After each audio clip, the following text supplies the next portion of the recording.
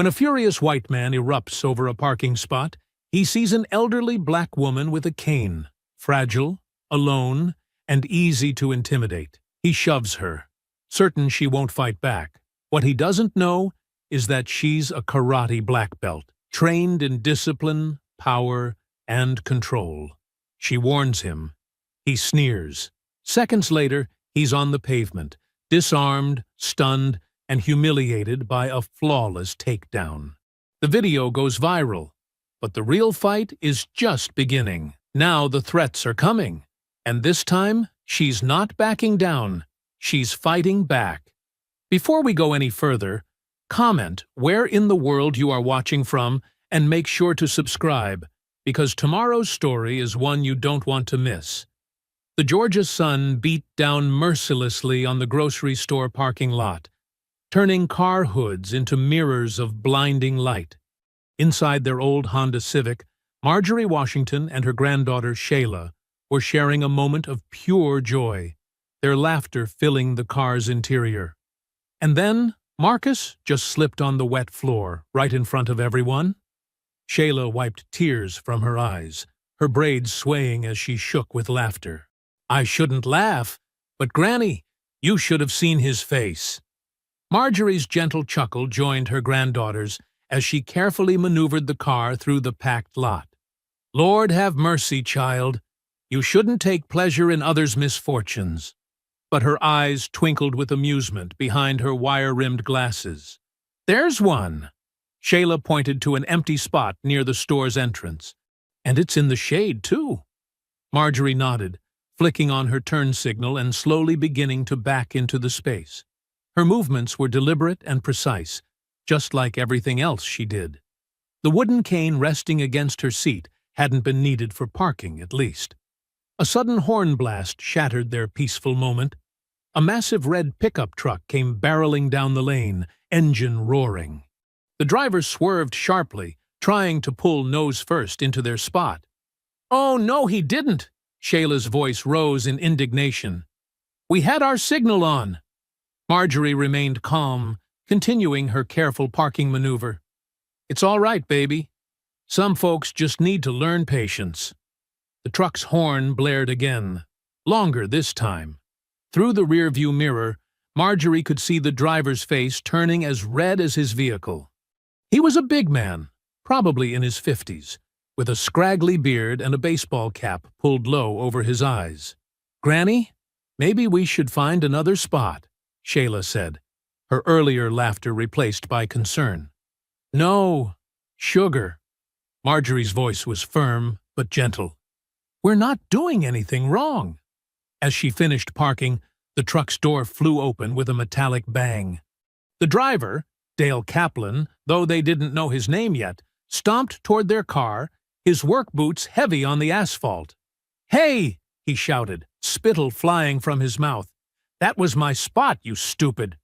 He cut himself off, eyes widening as Marjorie carefully opened her door and emerged, reaching for her cane. Shayla quickly got out too, moving to stand protectively near her grandmother. "Sir, we had our signal on."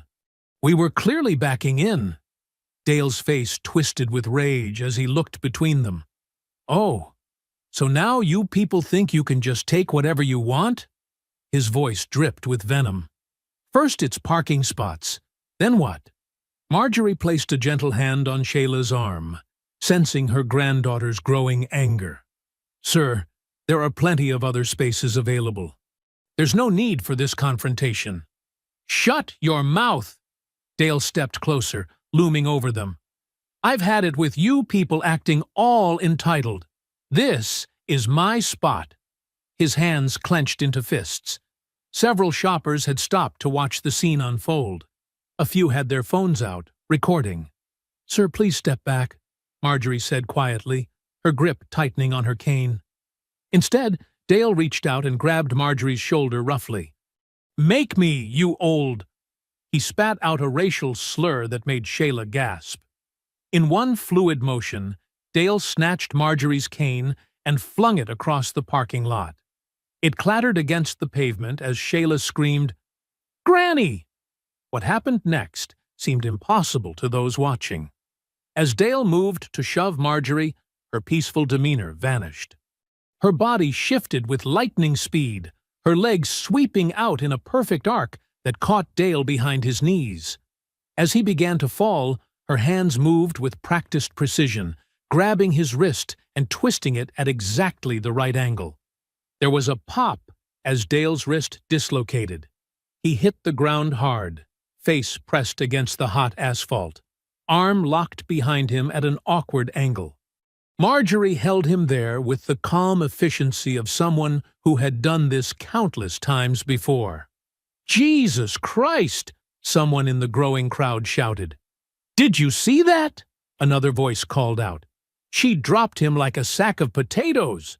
Dale struggled and cursed, but every movement only increased his pain. "Let me go, you crazy old witch."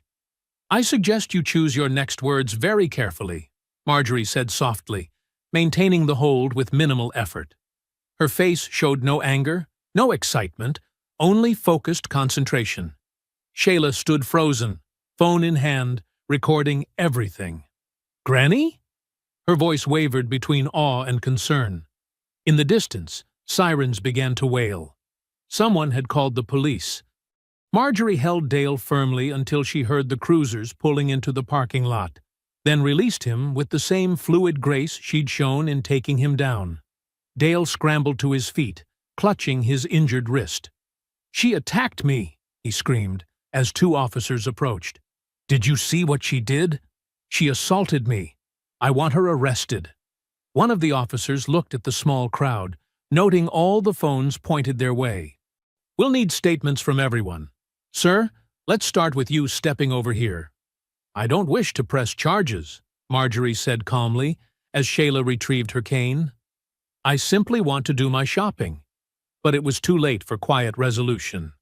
The videos were already being uploaded, shared, spreading across social media like wildfire.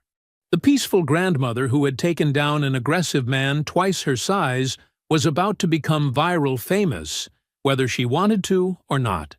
The evening air hung heavy and thick on Marjorie's front porch, barely stirred by the lazy spinning of the overhead fan. She sat in her favorite wooden rocker, a bag of frozen peas wrapped in a dish towel pressed against her right hand. The pain wasn't bad. She'd known far worse in her younger days, but old joints needed extra care now. Shayla paced back and forth across the worn boards, her footsteps creating a steady rhythm that matched her rising anger. Her phone was clutched tight in her hand, screen glowing in the growing darkness. "This is complete garbage," Shayla's voice cracked with frustration. "They just let him go. No charges. No nothing. After what he did to you." Marjorie watched her granddaughter with patient eyes. "Child, please sit down. You're wearing a path in my porch boards." "But Granny!" Shayla stopped pacing, but couldn't contain her energy, bouncing on her toes. "He assaulted you first. Everyone saw it. It's right here on video." She thrust her phone forward, showing the footage she'd taken earlier. "Look at how he grabbed you, how he threw your cane. And those horrible things he said." "I'm aware, sugar." Marjorie adjusted the bag of peas. "I was there." "Then why didn't you press charges? Why let him just walk away?" Shayla slumped into the chair beside her grandmother, deflating slightly. "It's not right." Marjorie was quiet for a moment, listening to the crickets starting their evening chorus. "Sometimes the right thing isn't the smart thing." "What's that supposed to mean?" Shayla's phone buzzed again, and she glanced at it. Her eyes widened. "Oh my God, Granny! The video's gone viral! Look at these views!" Marjorie leaned over slightly, squinting at the small screen. The footage was everywhere now, shared thousands of times. Some of the comments made her stomach turn. "Karate Granny takes down racist." "Don't mess with black grandmas." "This old lady's got moves."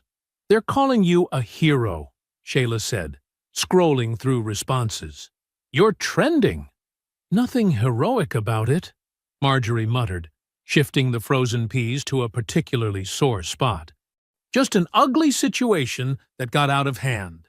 Shayla's phone buzzed again, this time with a different kind of notification. Her face darkened as she read. "Oh no, no, no, no.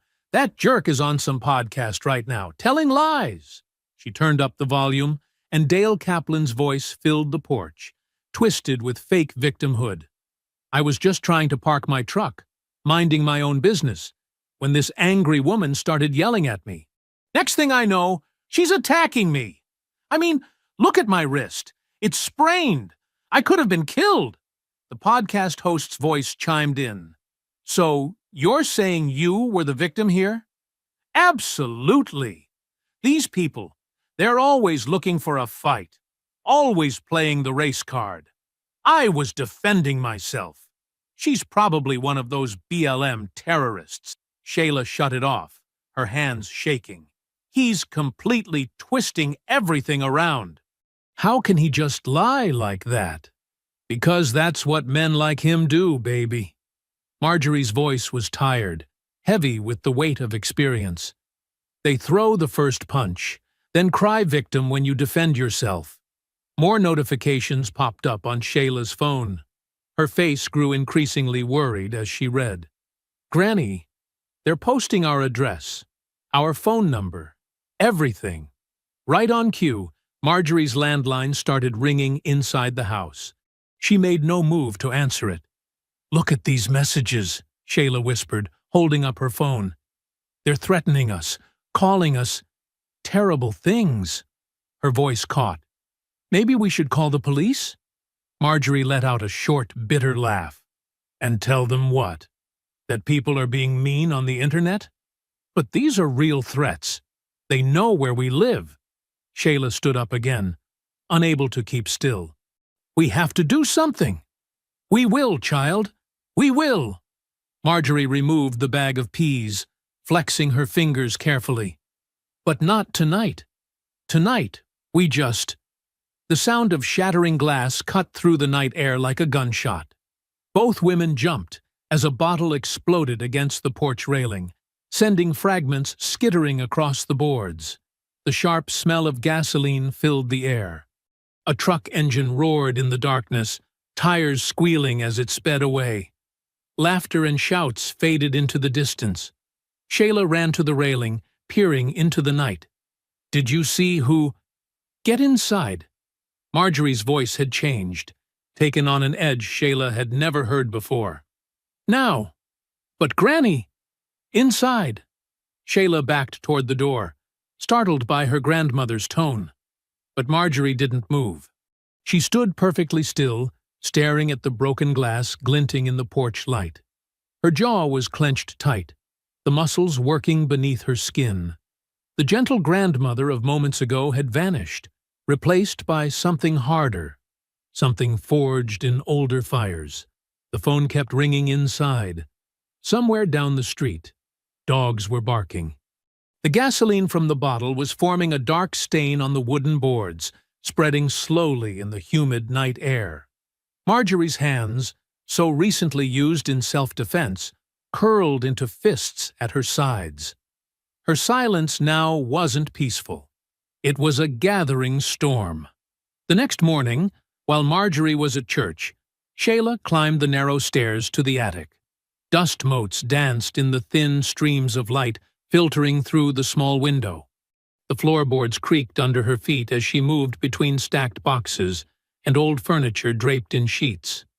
"There has to be something up here," she muttered, pulling out her phone for light. Granny didn't learn those moves from nowhere. In the furthest corner, partially hidden behind an old dress form, sat a large trunk.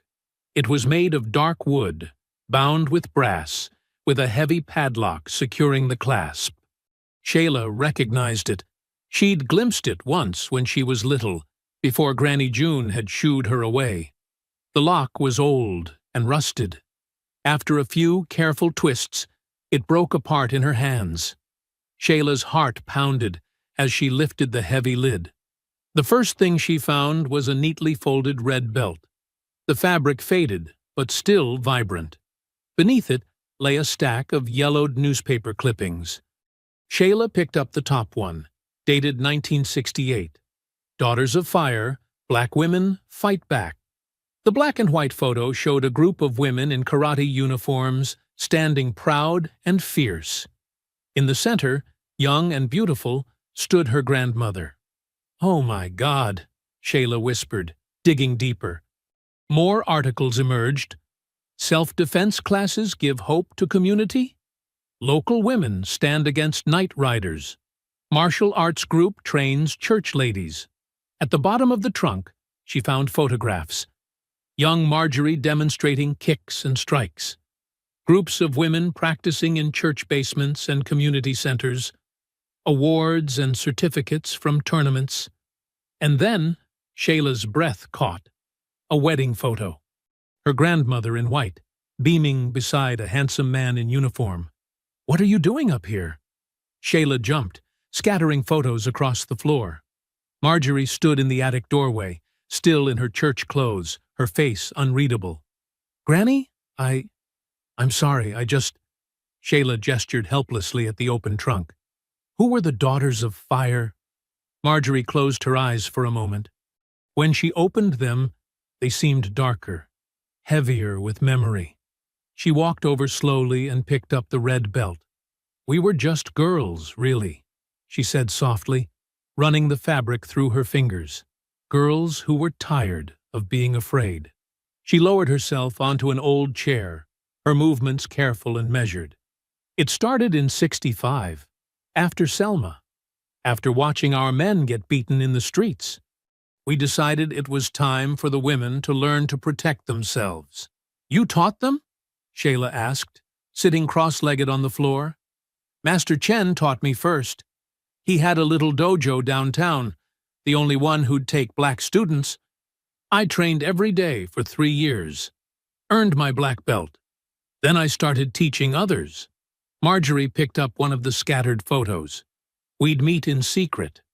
Church basements, community centers, anywhere we could find space. Word spread. Soon we had chapters in 3 counties. But why didn't you ever tell me about this?" Shayla asked. "About who you were." "Because of what happened to your grandfather." Marjorie's voice grew tight.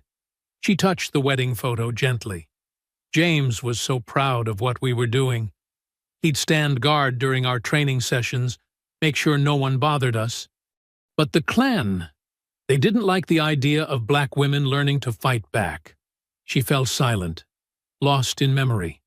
Shayla waited, hardly daring to breathe. One night, they followed him home from work. 3 men with pipes and chains. He fought back. James was a fighter like me, but... She closed her eyes.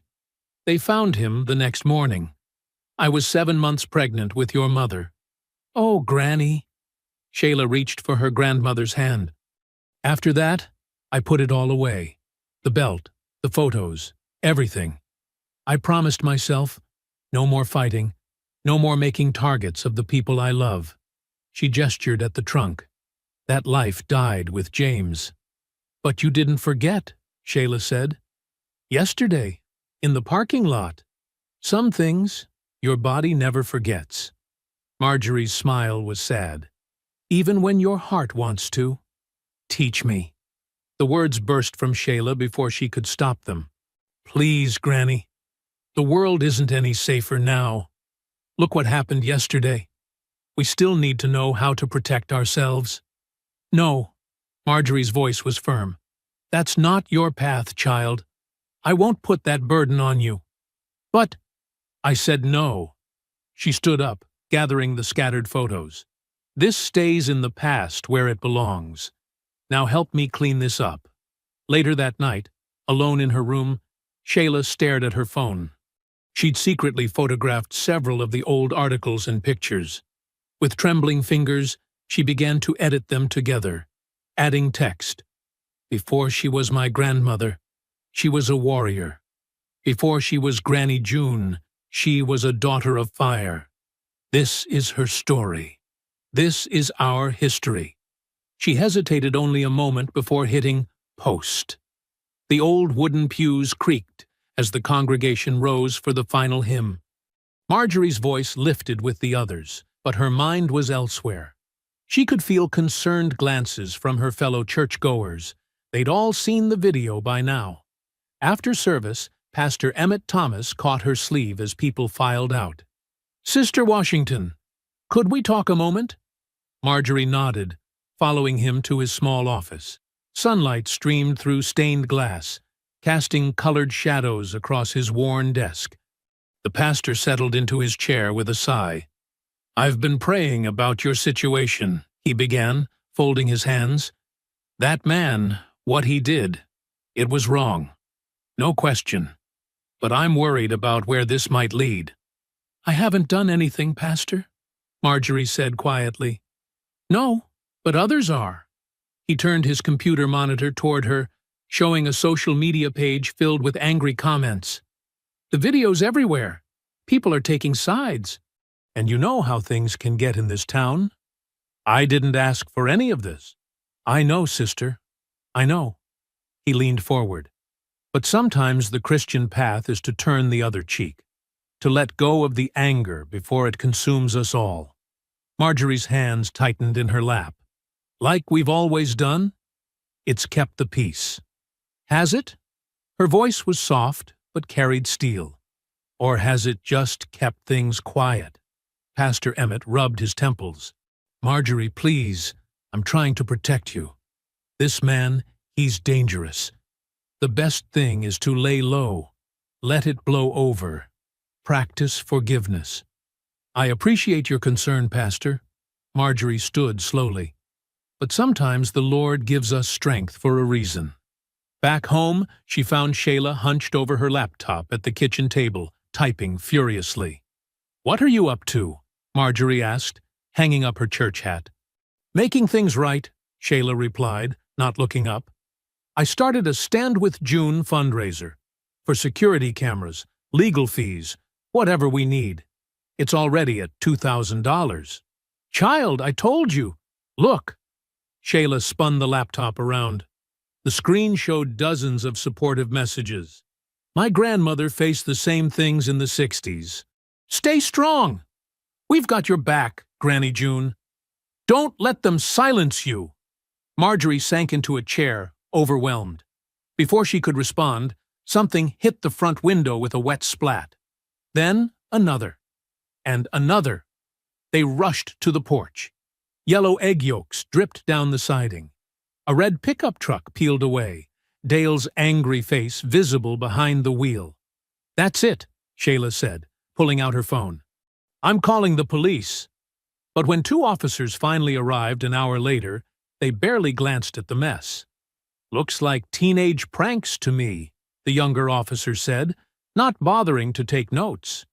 "We know exactly who did it," Shayla protested. "We saw him. Did you get it on video?" When they shook their heads, he shrugged. "Can't do much without proof.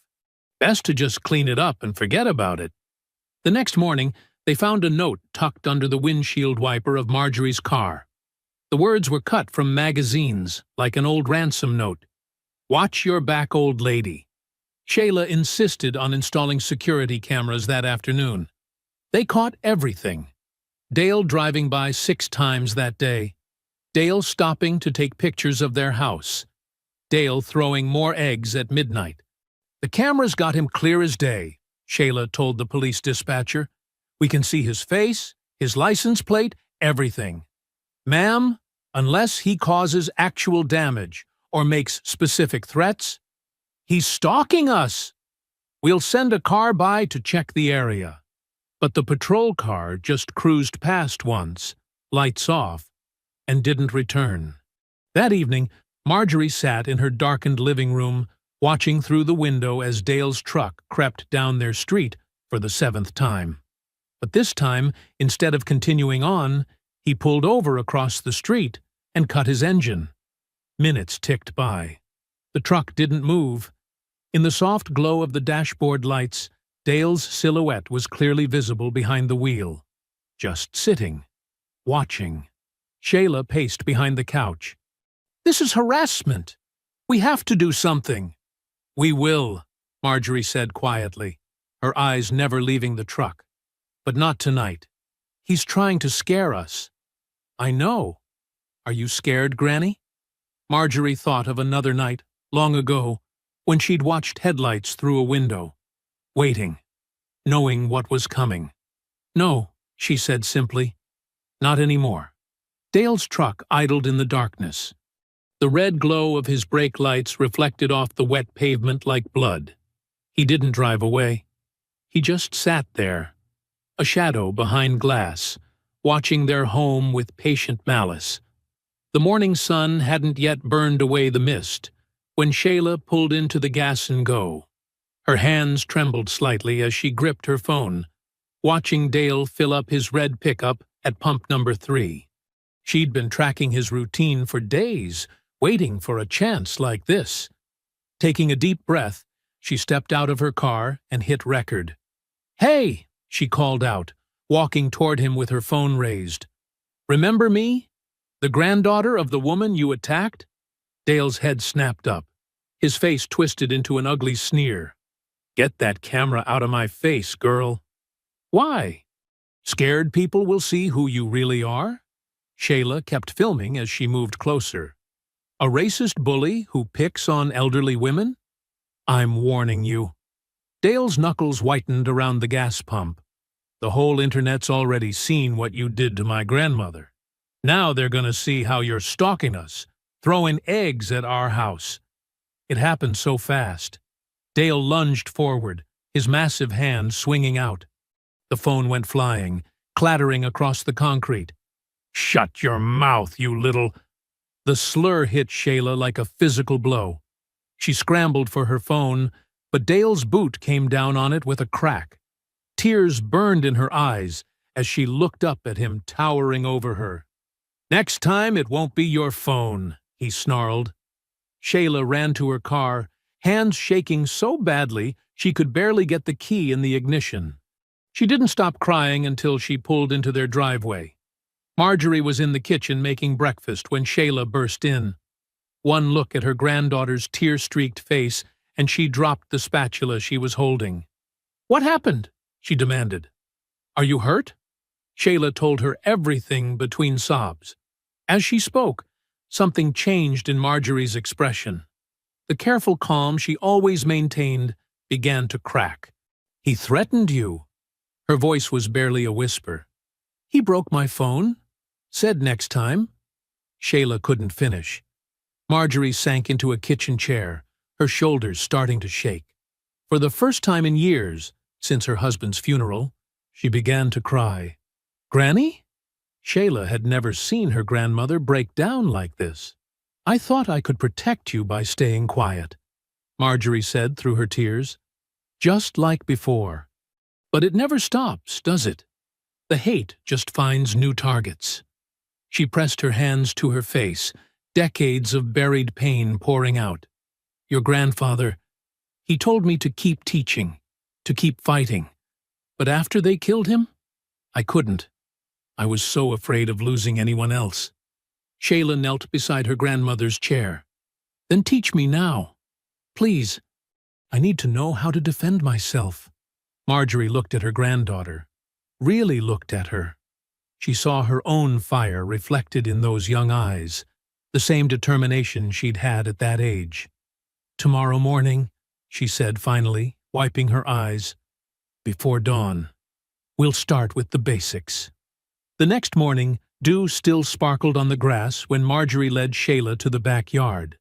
She'd pushed aside the patio furniture to create an open space.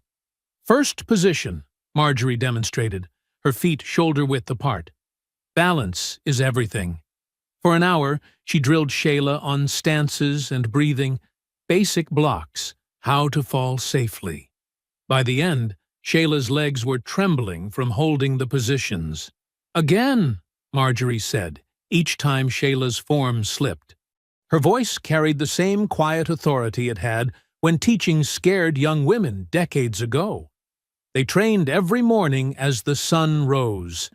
Marjorie showed Shayla pressure points, joint locks, how to use an attacker's weight against them. More importantly, she taught her when not to fight. Power isn't about hurting others, she explained. It's about being able to protect yourself and walk away. A week into their training, Shayla was practicing kicks when she heard her grandmother gasp. Marjorie stood in the doorway, staring at her phone with a stricken expression. "What is it?" Wordlessly, Marjorie held out the phone. On the screen was a video Dale had posted. Security footage from the gas station, heavily edited. It showed only Shayla approaching him, cut directly to him backing away as she moved forward. His caption read, "Violent teen tries to assault innocent man. When will the harassment stop?" The comments were already flooding in, calling Shayla a thug, demanding her arrest. Dale's followers were eating it up, spreading the lie. Shayla waited for her grandmother to say something about turning the other cheek, about staying calm and letting it go. Instead, Marjorie's face hardened into a mask of cold fury. Her spine straightened, shoulders squaring with the same precision she'd shown in the training yard. "Enough," she said, and in that single word was the weight of every injustice she'd ever swallowed, every time she'd stayed silent for peace. Enough. The morning fog clung to the headstones like ghostly fingers as Marjorie made her way through Oak Haven Cemetery. Her cane pressed into the soft earth with each step, leaving small divots in the damp grass. She hadn't visited Marcus's grave in months, but today she needed his strength. The simple granite marker read, "Marcus Washington, beloved husband, teacher, warrior, 1947–1968. Marjorie knelt slowly, her joints protesting as she placed fresh flowers against the cold stone. "I tried to keep my promise," she whispered, touching the etched letters of his name, "to stay peaceful, to let the past rest." The memories came flooding back, as vivid as the day it happened. That hot July night in '68, just 3 months after Martin Luther King Jr.'s assassination. The Daughters of Fire had trained 12 new women that week. Marcus had been so proud, watching Marjorie teach them to stand tall, to defend themselves. Then came the burning crosses on their lawn, the Molotov cocktail through their living room window, the roar of the flames. Marcus pushing her out the back door, going back in for their photos, their marriage license, her black belt certificates. The roof collapsing. She could still smell the smoke, hear the cruel laughter of the men in white hoods as they watched her home burn with her husband inside.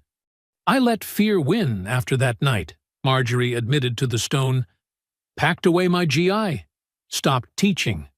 Thought if I just stayed quiet enough, lived small enough, they'd leave us alone."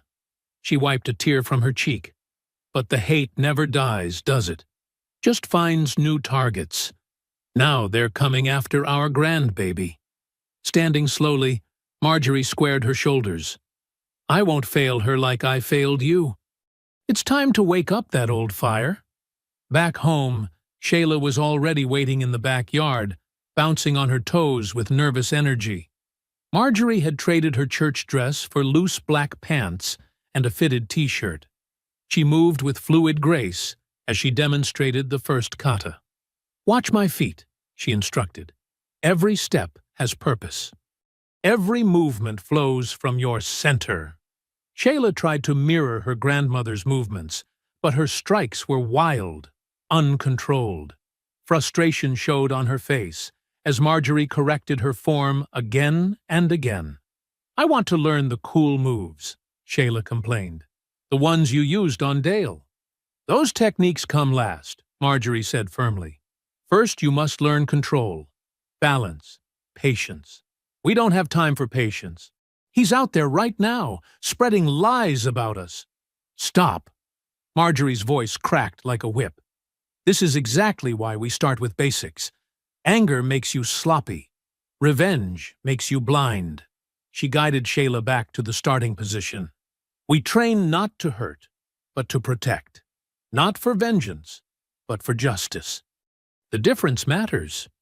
They worked through the morning, Marjorie drilling Shayla on proper stances, teaching her to channel her breathing. Slowly, the girl's movements became more focused, more controlled. Better, Marjorie nodded. Now again. By noon, Shayla was drenched in sweat, muscles trembling. But there was a new steadiness in her eyes, a glimpse of the warrior she could become. "That's enough for today," Marjorie said. "Go shower, rest. We'll train again tomorrow." "How did you stay so calm back then?" Shayla asked suddenly. "When they were burning crosses, attacking people? I can barely handle one racist jerk without losing it." Marjorie was quiet for a long moment. "I wasn't always calm. After your grandfather died, I wanted blood, wanted to burn the whole world down." She met Shayla's eyes.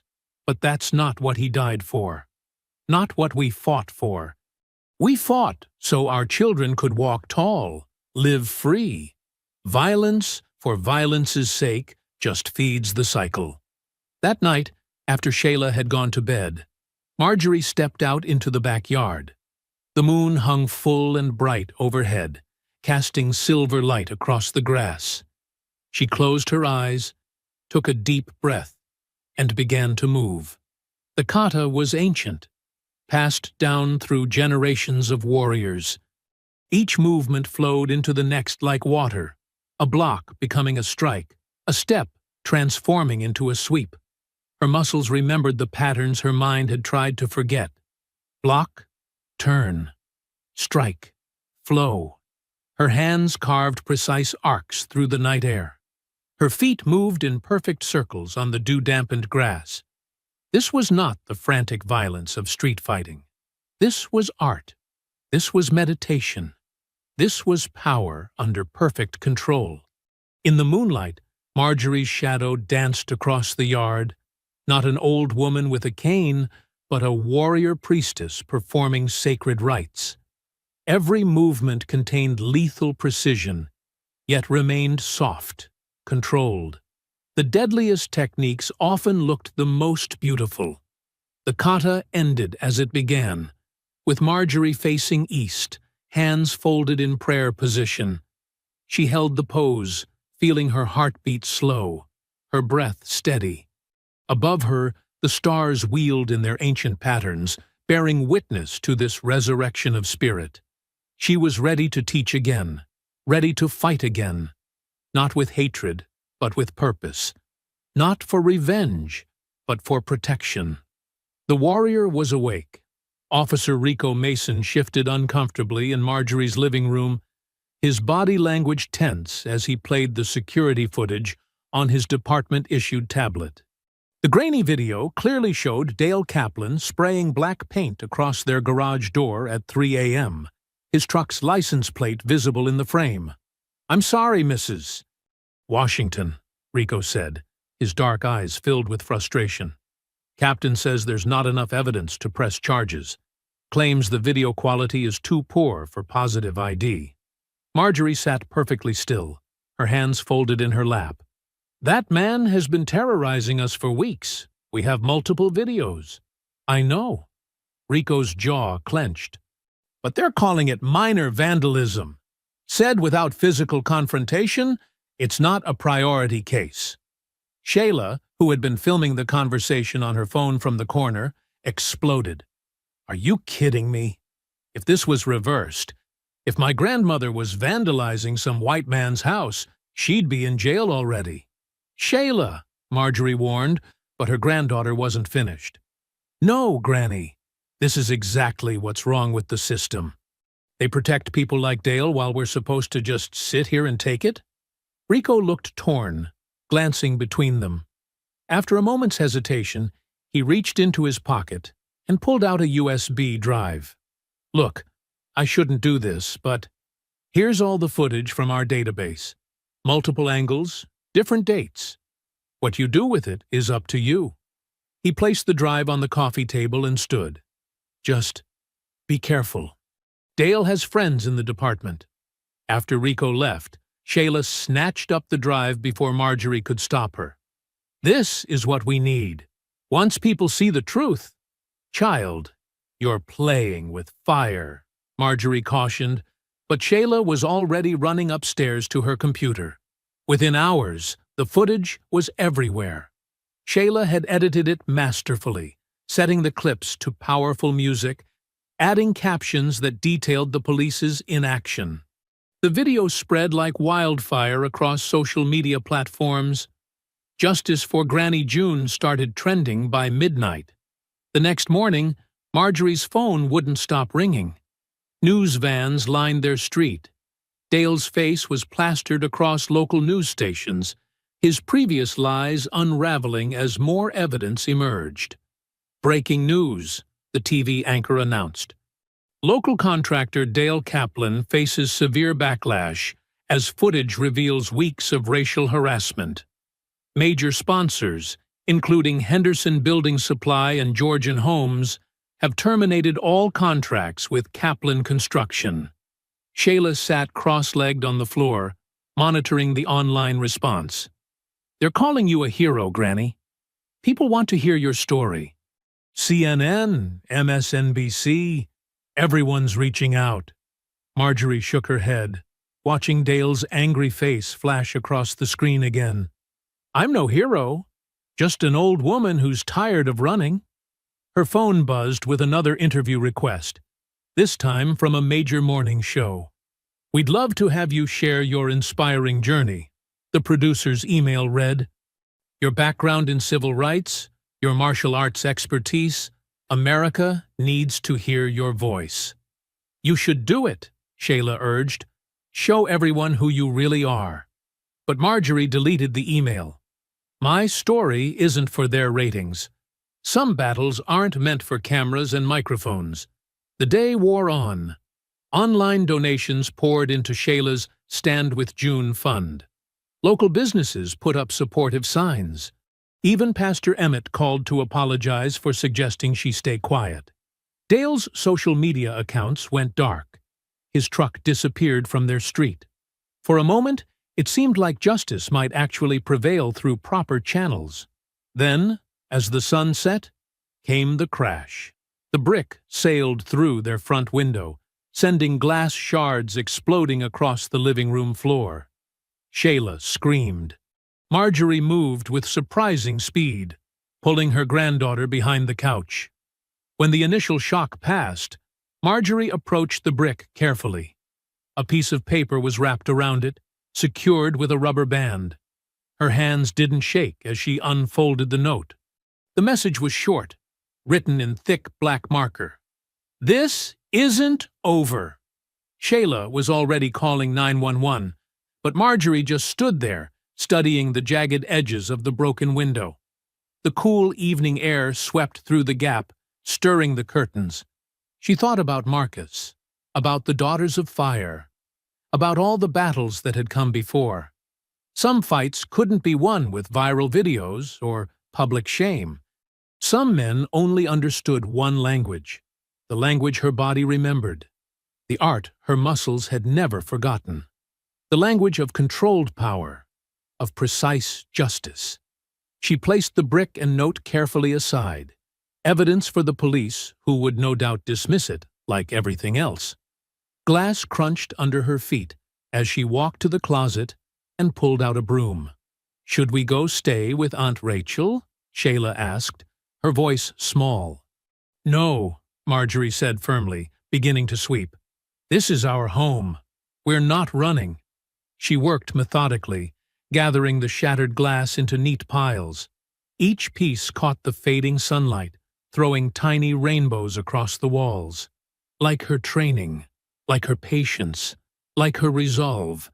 Sometimes things had to break before they could be rebuilt stronger. Dawn painted the sky in shades of purple and orange as Marjorie stood in her backyard, watching Shayla struggle with the heavy sandbag. The teenager's arms trembled as she threw combinations, jab, cross, hook, each punch landing with increasing frustration. "Again!" Marjorie commanded, her voice firm but gentle. "Control your breathing. Power comes from the hips, not just the arms." Sweat dripped down Shayla's face. I've been hitting this bag for an hour, Granny. My hands hurt. The pain teaches you, Marjorie explained, adjusting Shayla's stance. In a real fight, everything hurts. You must learn to work through it. They had converted the garden shed into a makeshift dojo. Old martial arts posters covered the walls, yellowed with age but still inspiring. Training equipment salvaged from Marjorie's past life filled the space. Focus mitts, wooden dummies, and speed bags. Watch, Marjorie demonstrated, her aged body moving with surprising fluidity. Her fist shot out like lightning, the sandbag swaying from the impact. See? Sharp and clean. No wasted energy. Shayla nodded, mimicking the movement.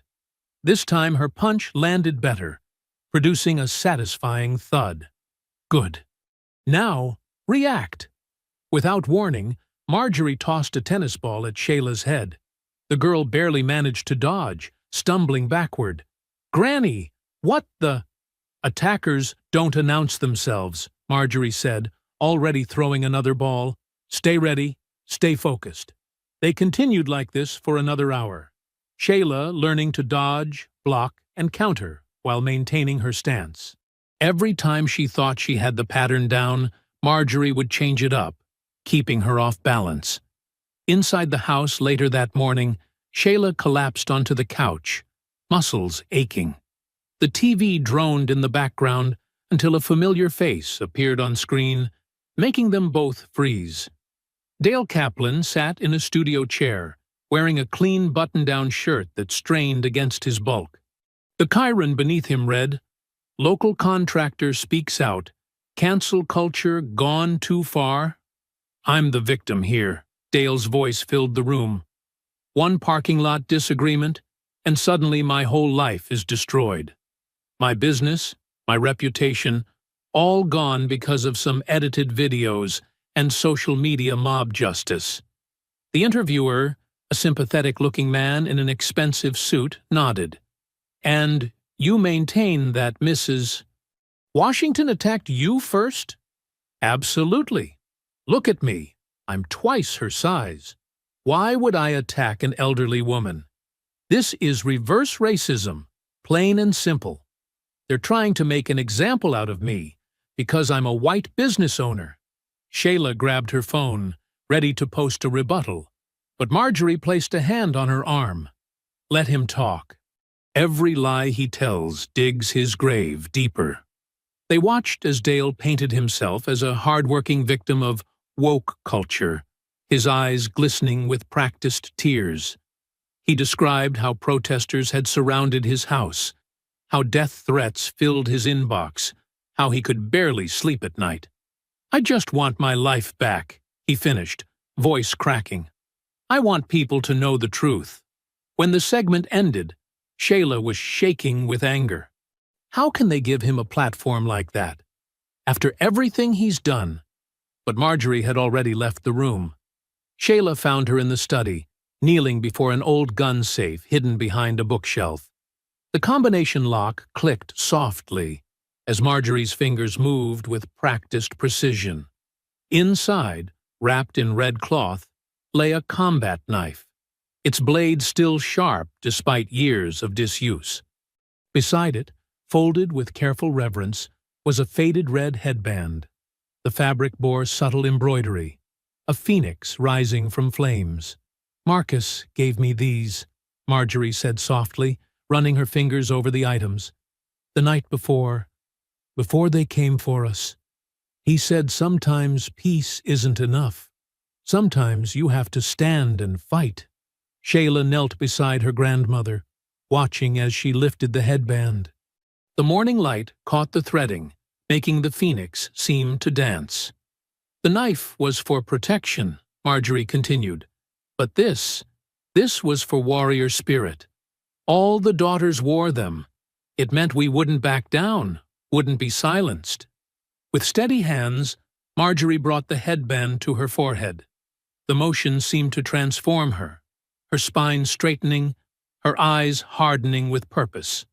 She tied it with practiced ease, the knot sitting perfectly centered. The woman who emerged wasn't just Granny June anymore.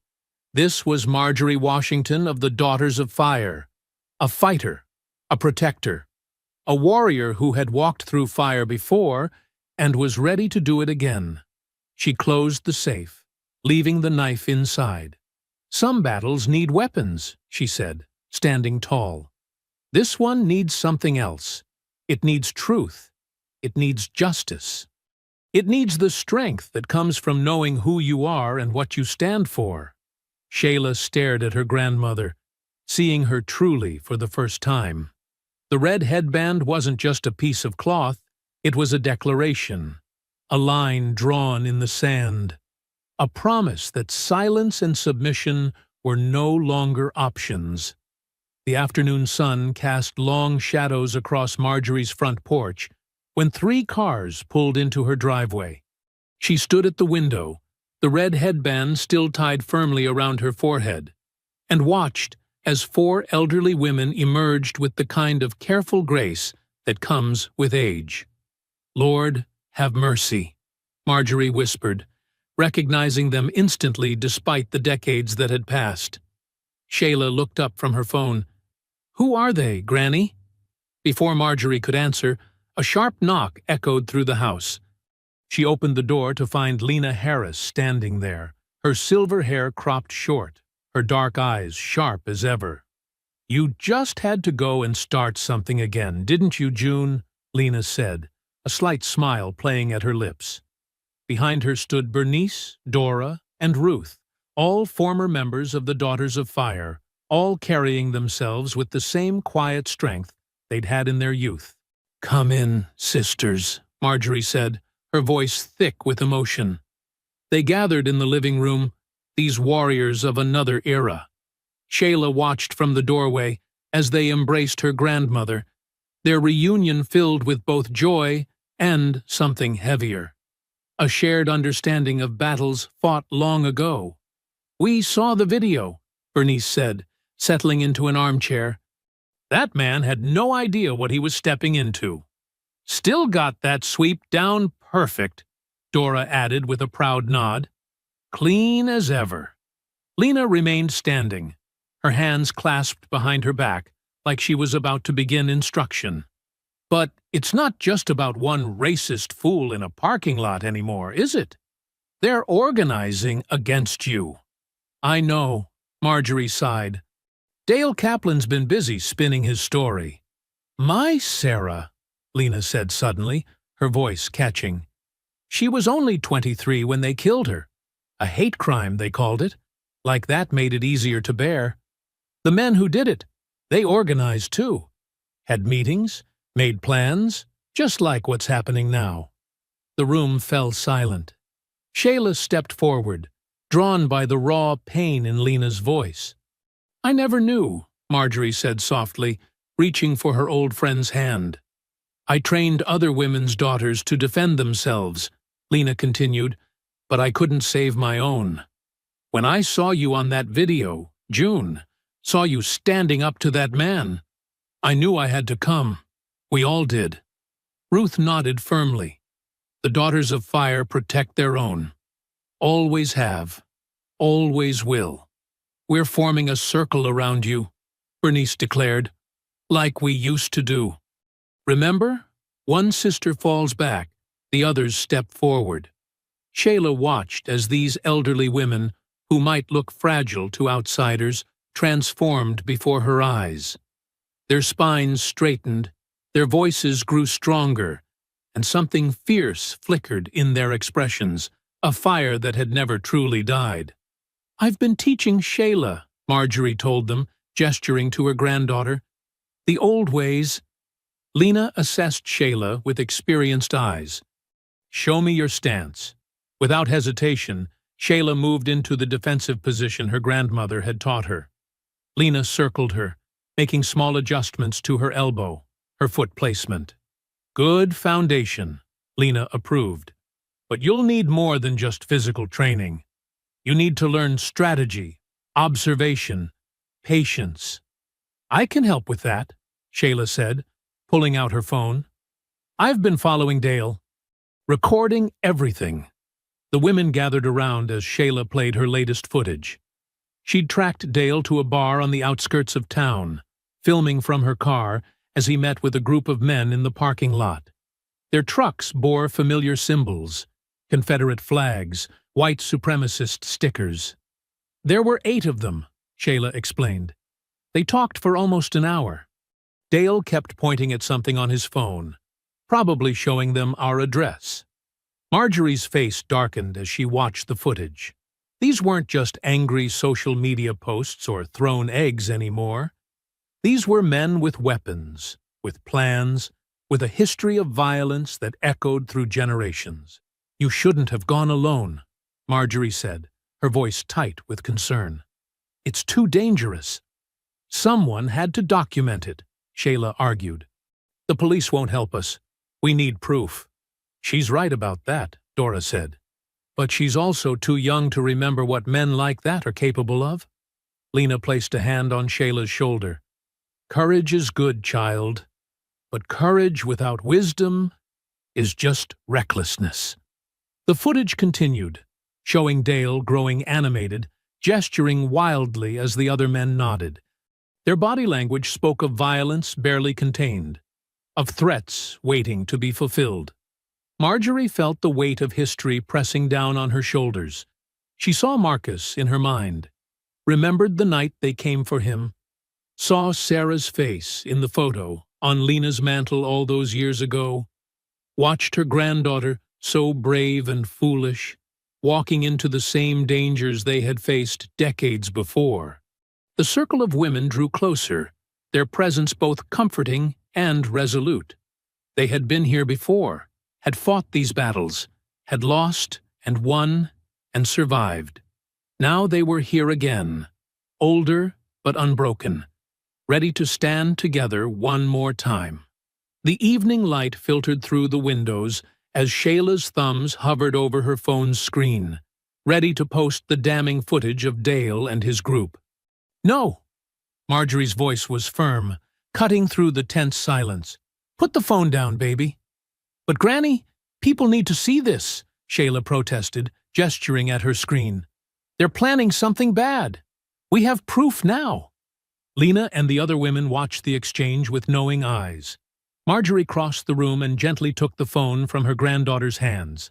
"This is my war to finish," she said softly, but with steel in her voice. "Not yours, not the Internet's. Mine. But no buts." Marjorie sat down beside Shayla on the couch. "Posting that video won't stop them. It'll just make them more dangerous, more desperate. We need to be smarter than that." Bernice nodded from her seat. "Your grandmother's right. These men feed off attention. They twist it, use it to paint themselves as victims." "Then what do we do?" Shayla asked, frustration clear in her voice. "Just wait for them to attack us?" "No," Marjorie said, standing up straight. "We meet them where this all began, the grocery store parking lot." The women exchanged glances. Dora leaned forward in her chair. "What are you thinking, June?" "A peaceful protest," Marjorie explained, her eyes distant as she formed the plan. "Not with anger or violence, but with dignity. Show everyone who we really are, who we've always been." "A public confrontation," Lena mused, understanding dawning on her face. "Not just physical this time, but moral." "Exactly." Marjorie began to pace, her movements precise and controlled. "Dale wants to paint himself as a victim, but we'll show the truth. We'll stand there, in that spot, with our heads held high."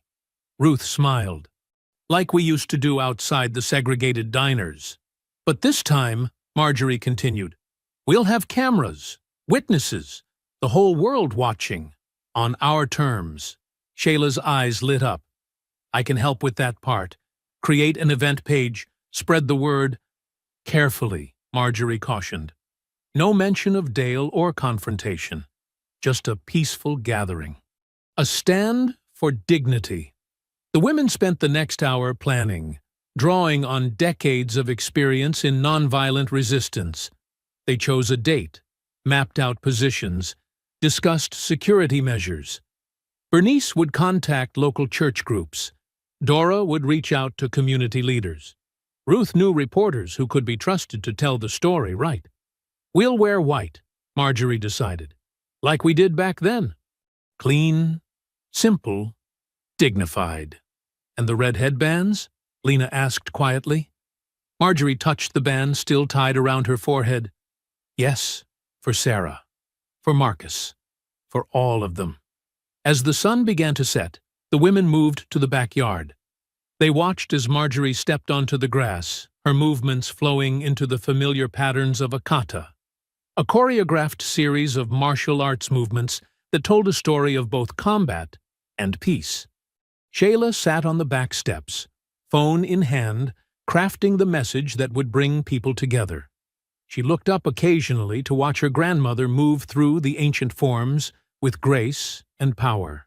Keep it simple, Lena advised, watching over Shayla's shoulder. Let people come for the right reasons. Shayla nodded, typing carefully. Stand for dignity. Saturday, 10 a.m. Wilson's grocery parking lot. Wear white. Bring your truth. Bring your peace. Stand with June. The kata continued as the sky darkened. Marjorie's movements were like water, flowing, adaptable, but unstoppable. Each step, each turn, each strike was performed with perfect control. This wasn't about violence.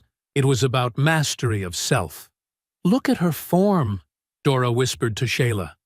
That's what real strength looks like. Not angry men with guns, but this, complete control, perfect balance. Shayla pressed send on the invitation just as Marjorie completed the final movement, ending in a bow to the darkening sky. The message began to spread immediately, phones buzzing with notifications across the room. It's done, Shayla said quietly. Marjorie walked back to the porch, her breathing steady, her face serene. Now we wait. And we prepare. The women gathered their things, making plans to return tomorrow. One by one, they hugged Marjorie goodbye, each embrace carrying the weight of shared history and renewed purpose. As headlights disappeared down the street, Marjorie and Shayla stood on the porch watching the last traces of sunset fade from the sky. Shayla's phone kept buzzing, the event invitation spreading faster than she'd expected.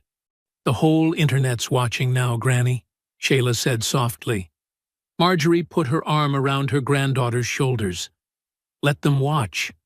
Let them see what real strength looks like. Let them see what dignity means. Inside, their phones continued to light up with notifications, spreading the word across the digital landscape. But out here, in the growing darkness, grandmother and granddaughter stood in peaceful silence, ready for whatever would come next. The sun hadn't fully risen when the first cars started pulling into Wilson's grocery parking lot. Dawn painted the asphalt in soft pinks and oranges, the light catching on dewdrops that clung to the grass along the curb. Marjorie stood quietly by her car, watching as people emerged from their vehicles wearing white. Her own white shirt bore 3 simple words in black letters. I defend peace. The red headband stood out against her silver hair, a splash of color that carried decades of meaning. Shayla stood beside her, wearing an identical shirt, her phone ready to live stream. You nervous, Granny? Shayla whispered. Marjorie shook her head. Not nervous. Ready. More cars arrived. Church groups, community members, even some of the grocery store workers who'd witnessed the original incident.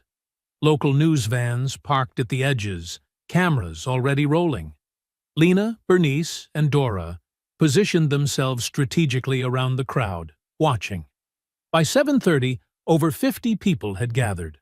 They formed a loose circle in the middle of the lot, leaving the contested parking spot empty.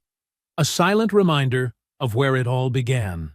Some held signs, "Hate has no home here," and "Stand with June." Look, Shayla murmured, nodding toward the store's security camera. They turned it on early today. Marjorie allowed herself a small smile. Everything was being recorded. Everything would be seen. The rumble of diesel engines cut through the morning quiet. 3 pickup trucks rolled into the lot, tires crunching over loose gravel. Dale's red Ford led the pack, Confederate flag sticker gleaming on the back window. 2 other trucks followed, carrying men who looked ready for trouble. "Here we go," Lena said quietly, moving closer to Marjorie's side. Dale stepped out first, his face already red with anger. 2 men flanked him, younger, fitter, wearing combat boots and tight black t-shirts. They moved like they were looking for a fight. "This is private property," Dale shouted, stomping toward the crowd. "Y'all are trespassing." The store manager, Mr. Wilson, stepped forward. "Actually, they have permission to be here. You don't." Dale's face darkened. He jabbed a finger at Marjorie. "This old witch attacked me, and now she's trying to ruin my life with her lies." The crowd remained silent, cameras recording. Marjorie stood perfectly still, her posture relaxed but ready. "The only liar here is you," Shayla called out, her phone steady as she filmed. "We've got proof of everything you did." One of Dale's companions, a muscular man with a shaved head, started toward Shayla. "Give me that phone, girl." Marjorie's voice cut through the tension. "Stop right there." The man hesitated, something in her tone making him pause. Dale pushed past him, getting in Shayla's face. "You think you're so smart with your little camera? You think you can cancel me?" "Back away from my granddaughter," Marjorie said, each word precise and measured. Dale spun toward her. "Or what? You'll attack me again? This time I got witnesses." He gestured to his friends, who nodded eagerly. "We're all witnesses," someone in the crowd called. More phones came out, recording from every angle. Dale's face twisted. He shoved Shayla hard, sending her stumbling backward. "How's that for witnesses?" What happened next seemed to unfold in slow motion for those watching. One moment Marjorie was standing still, the next she was moving with impossible speed. Her first strike caught Dale's extended arm, redirecting his momentum. Her second hit made him gasp for air. Dale's friends rushed forward. The bald man swung a wild punch. Marjorie slipped it easily, her counterstrike precise and devastating. He dropped to one knee, clutching his solar plexus. The other man grabbed for her, but she flowed around his grip like water, her elbow finding the nerve cluster in his shoulder. His arm went limp. Dale recovered enough to charge, bellowing in rage. Marjorie met him with textbook precision. She swept his leg, controlled his fall, and locked his arm behind his back in one fluid sequence. He hit the pavement, face first. "Stay down," she said quietly. "It's over." The whole encounter had lasted less than 30 seconds. The crowd stood in stunned silence, dozens of phones capturing every moment. Dale's friends backed away, hands raised. Police sirens wailed in the distance, growing closer. Marjorie maintained the hold, applying just enough pressure to keep Dale still. He struggled briefly, then went limp, the fight draining out of him. "You're done," Marjorie told him. "All your hate, all your bullying, it ends here." The first police car pulled into the lot. Officers emerged with hands on their weapons, but stopped short when they saw the scene. Dozens of phones pointed their way, live streaming everything. "She attacked me!" Dale tried one last time, his voice muffled against the pavement.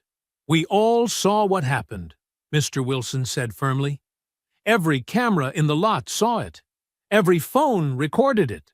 Officers approached cautiously. Marjorie released Dale smoothly, stepping back as they took control. They helped him up, but instead of approaching Marjorie, they began reading him his rights. The handcuffs clicked shut around his wrists. His supporters melted away, hurrying to their trucks. The bald man was already pulling out of the lot, abandoning his friend. Dale's face showed the moment he realized how completely his power had evaporated. Not through violence, but through exposure to the light. The video of the parking lot confrontation hit every major network within hours. CNN, MSNBC, and even Fox News ran the footage on endless loops. Social media exploded with hashtags Granny June, Parking Lot Justice, and I Defend Peace trended globally. Marjorie sat in her living room, sipping tea and ignoring her ringing phone.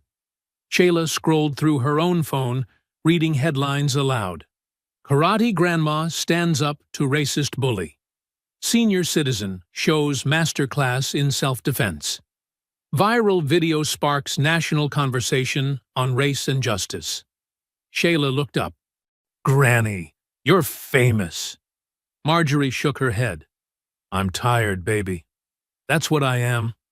Outside their house, news vans lined the street. Reporters camped on the sidewalk, hoping for a statement.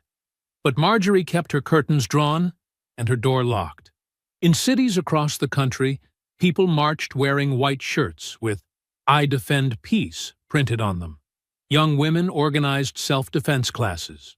Elderly black women came forward with their own stories of quiet resistance. The Today Show wants you on Monday, Shayla said, checking her emails. And Good Morning America on Tuesday. Ellen's people called too. No, Marjorie said simply. No shows. But Granny, people need to hear your story. You could inspire so many. My story was told in that parking lot, Marjorie interrupted gently. Everything that needed to be said was said right there. The invitations kept coming. Universities wanted her to speak. Women's groups requested appearances. Politicians sought photo ops. Marjorie declined them all. Shayla, however, found herself suddenly in demand. Youth organizations wanted her perspective on bridging generational activism. Civil rights groups praised her social media campaign. She was invited to speak at high schools about standing up to hate. The Young Leaders Summit wants me on their main panel, Shayla announced one morning, bouncing with excitement. They're flying me to Washington. Marjorie smiled. Now that's something worth doing. You go tell your truth, baby. The City Council organized a special ceremony to present Marjorie with a Community Hero Award. She accepted only because Mr. Wilson from the grocery store personally asked her to come. She wore a simple dress, said thank you quietly, and left before the reporters could corner her. When a congressional committee invited her to testify about hate crimes and community response, Marjorie sent a polite decline. I'm not a politician, she told Shayla. I'm just a grandmother who remembered who she was. Dale's trial date was set. The evidence was overwhelming. Security footage, witness statements, and his own social media posts painted a clear picture of harassment and assault. His lawyer pushed for a plea deal.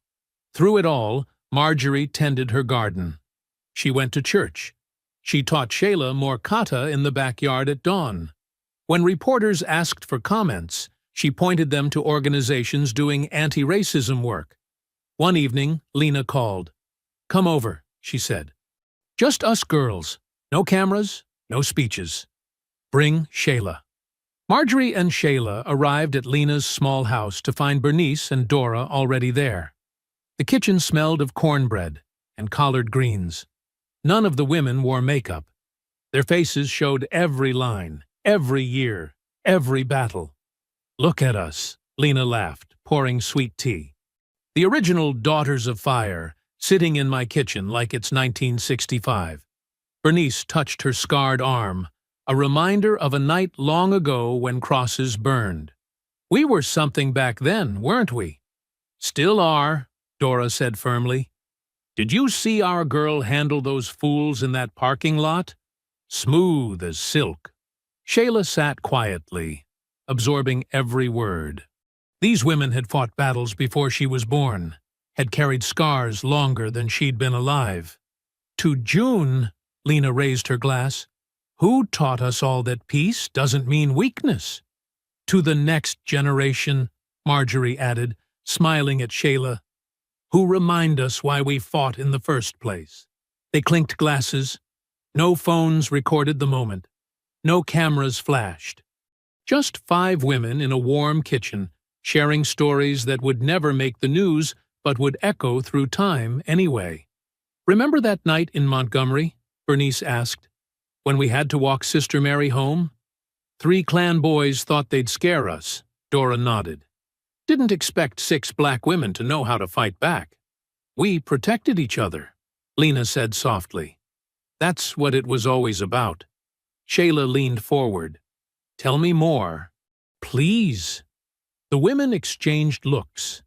Then, one by one, they began to share, not the sanitized versions for television, but the raw truth of what it meant to be black women defending themselves in a world that denied them that right. Their voices filled the kitchen, mixing with the smell of good food and the sound of cicadas through the open window. No hashtags, no viral moments, no carefully crafted statements. Just truth, passed down like a precious inheritance from one generation to the next.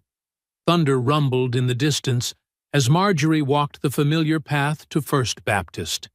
The evening air hung heavy with the promise of rain, matching her somber mood.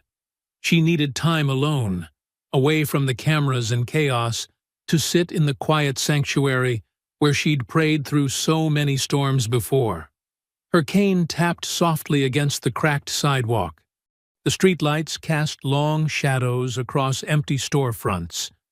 Most businesses had closed for the night, leaving the street eerily silent except for the occasional passing car.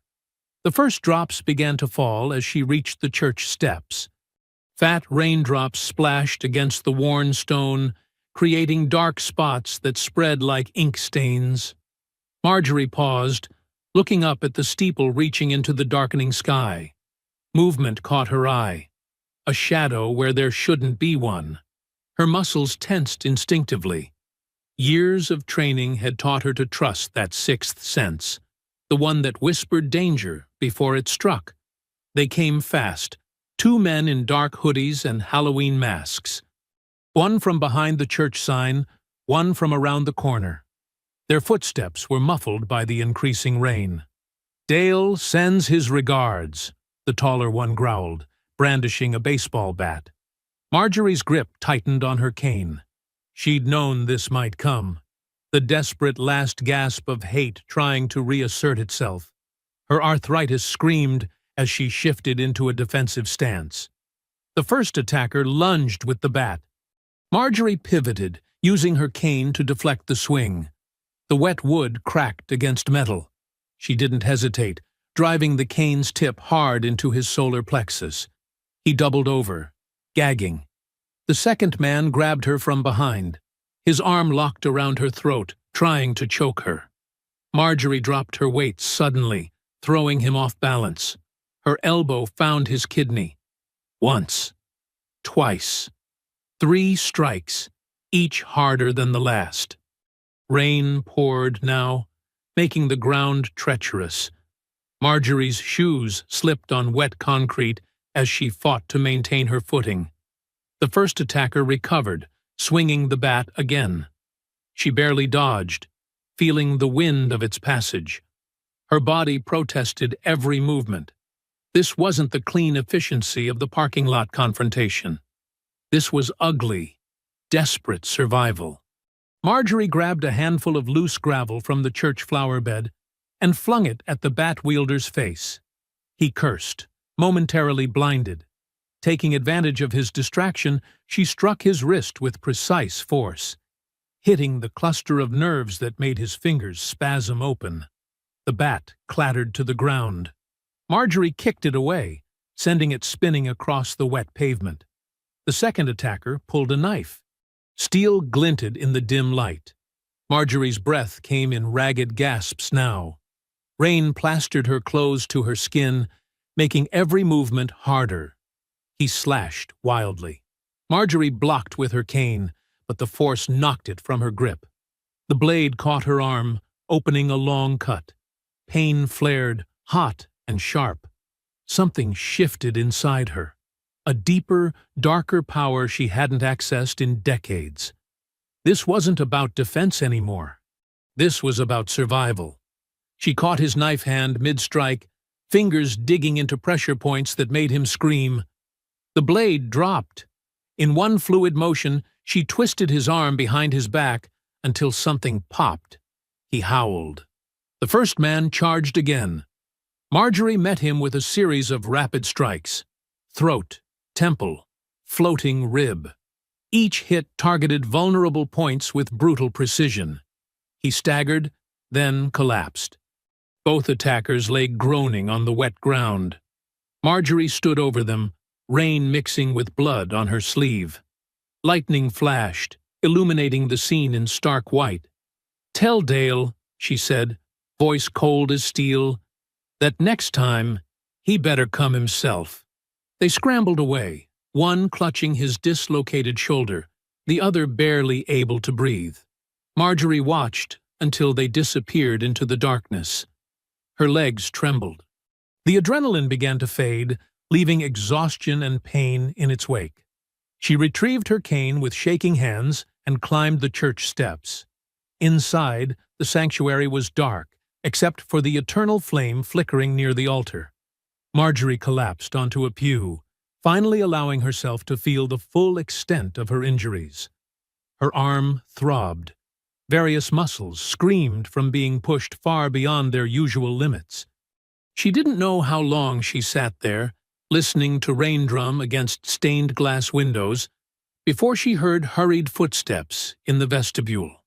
"Granny?" Shayla's voice echoed in the empty church. Pastor Emmett called. He saw something from his office window. Said I should check. She stopped short, seeing Marjorie's condition. "Oh my God!" "I'm all right, baby," Marjorie said softly, though blood still seeped through her sleeve. Shayla rushed forward, phone already out to call 911. Marjorie caught her wrist. "No police, no hospitals, just help me home." "But Granny, you're hurt. We need to—" "What I need," Marjorie interrupted, "is for them to understand there won't be any more warnings. This ends tonight."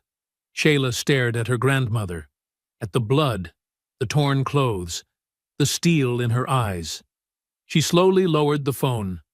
Rain continued to fall outside as lightning flashed through the windows, casting strange shadows across the pews. Marjorie closed her eyes, feeling every one of her 72 years. But beneath the pain and exhaustion, a grim satisfaction took root. She had proven once again that she wouldn't be broken. The morning sun filtered through Marjorie's kitchen window as she sat at her small table, sipping chamomile tea. Her bandaged arm rested carefully on a cushion, and various bruises had bloomed overnight in shades of purple and blue. Despite the pain, she maintained her usual dignified posture. Shayla bustled around the kitchen, making breakfast and checking her phone every few minutes. The incident at the church had shaken her more than she wanted to admit. She'd barely slept, staying up to watch over her grandmother. "You need to eat something, Granny," Shayla said, sliding a plate of scrambled eggs in front of Marjorie. "I'm fine, baby. Just tired." Marjorie picked up her fork with her good hand, trying not to wince at the movement. The doorbell rang. Shayla checked the security camera they'd installed after the first attacks. It was Ms. Lena and several other women from the neighborhood carrying covered dishes and grocery bags. "We heard what happened," Lena announced as she swept into the kitchen. "The whole community's talking about it." The women quickly took over, setting up an impromptu care station. Mrs. Jenkins, a retired nurse, insisted on checking Marjorie's bandages. Betty from 2 streets over started organizing the fridge with casseroles and soups. Shayla sat cross-legged on the counter, filming snippets for her social media. Her hands shook slightly as she recorded. "This is what they did to my grandmother," she narrated, showing Marjorie's injuries. All because she stood up to a bully. All because she wouldn't stay quiet. The video uploaded. Within hours, it exploded across multiple platforms. News vans appeared on their street again. This time, the coverage was different. focused on the pattern of escalating violence, the failure of local law enforcement to act, the broader implications of hate-motivated attacks. "Look at this, Granny," Shayla said, showing Marjorie her phone. A GoFundMe titled "Justice for Granny June" had already raised over $50,000. The description read, "For security systems, legal fees, and reopening her self-defense dojo." Marjorie stared at the growing number. "I never asked for this," she said softly. "You didn't have to," Lena replied. "People know what's right. They want to help."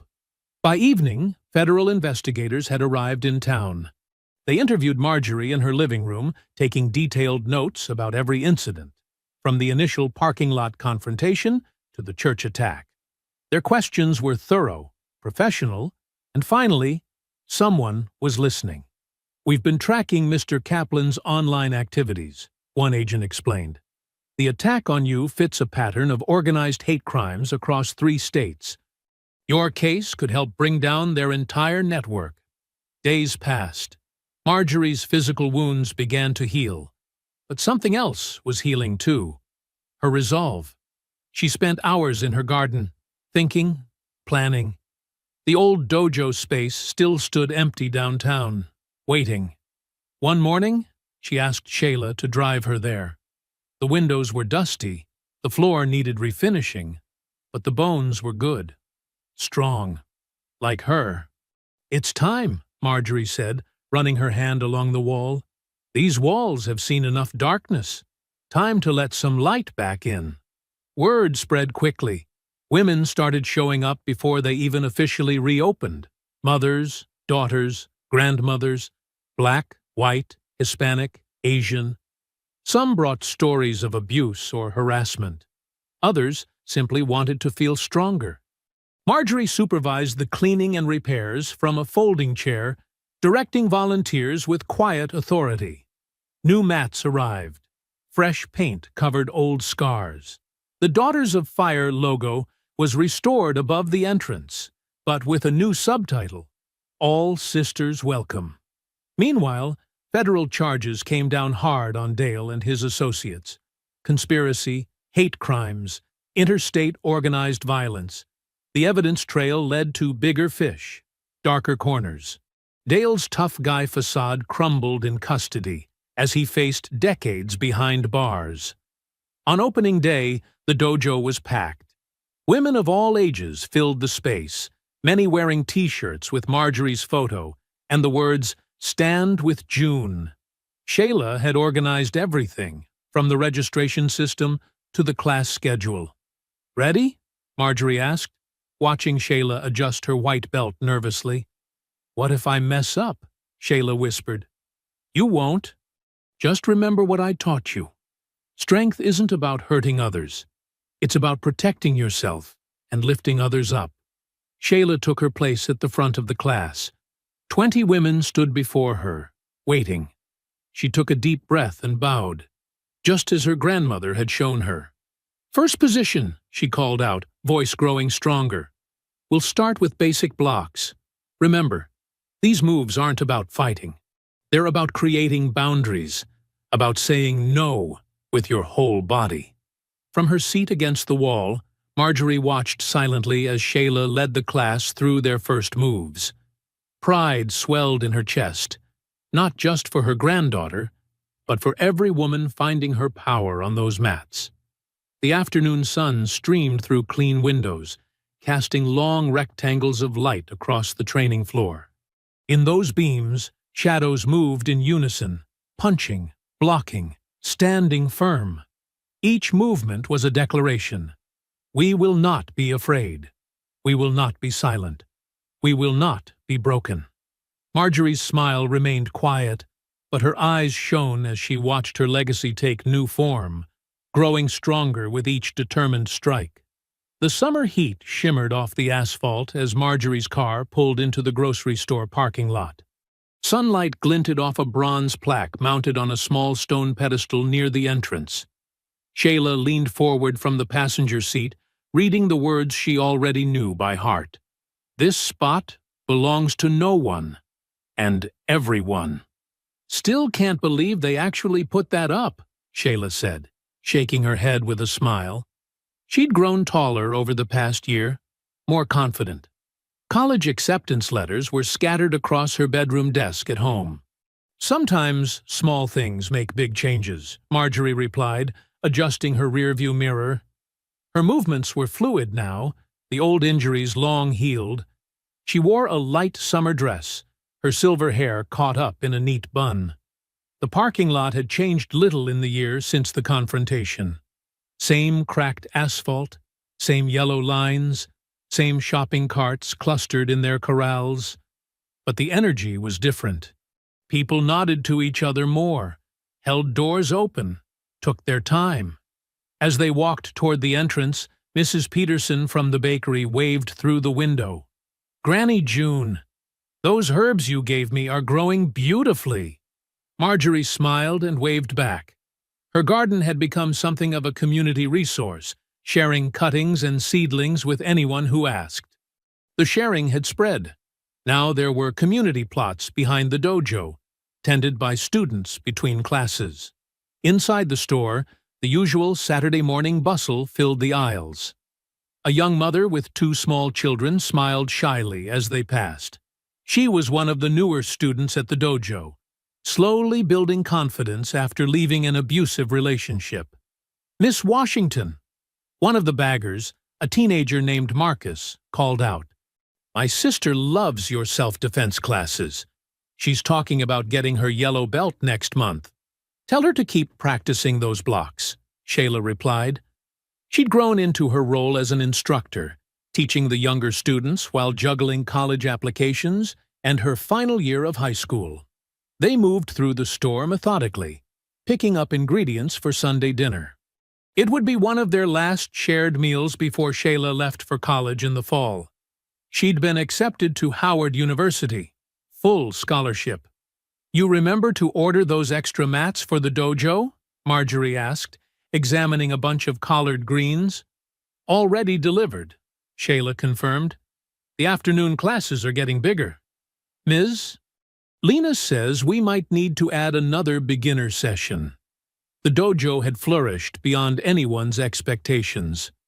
What started as a place of healing had grown into a true community center. Women came for self-defense and stayed for the solidarity. They shared stories, resources, strength. The Daughters of Fire spirit lived on, transformed but undiminished.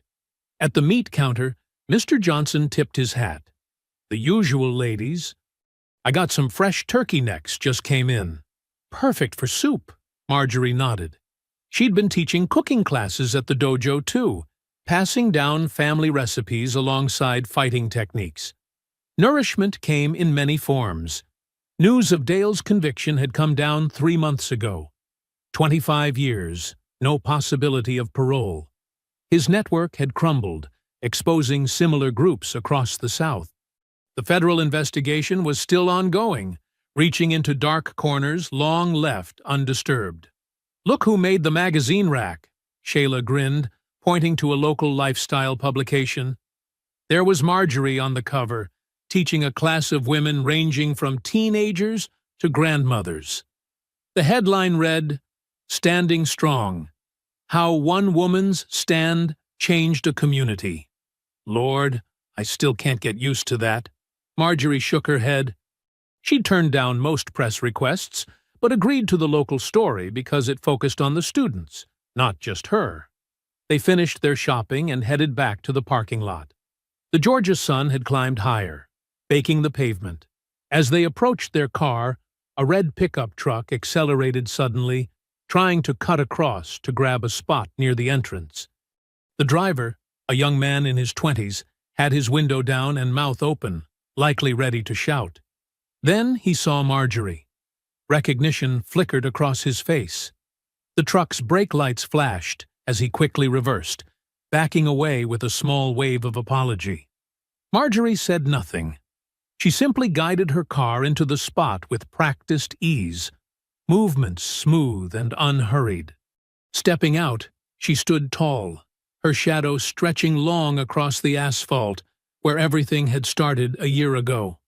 Some lessons stick, Shayla observed, helping unload the groceries. They do when they need to, Marjorie replied. She glanced at the bronze plaque again, remembering. So much had changed from that first confrontation. Not just in the town, but in herself. The warrior and the grandmother had found their balance. The shopping cart wheels squeaked slightly as they headed toward their car. Around them, the parking lot continued its everyday dance of arrivals and departures. But now there was a rhythm to it, an unspoken courtesy. People waited their turns, gave space, acknowledged each other. I hope you enjoyed that story. Please share it with your friends and subscribe so that you do not miss out on the next one. In the meantime, I have handpicked 2 stories for you that I think you will enjoy. Have a great day.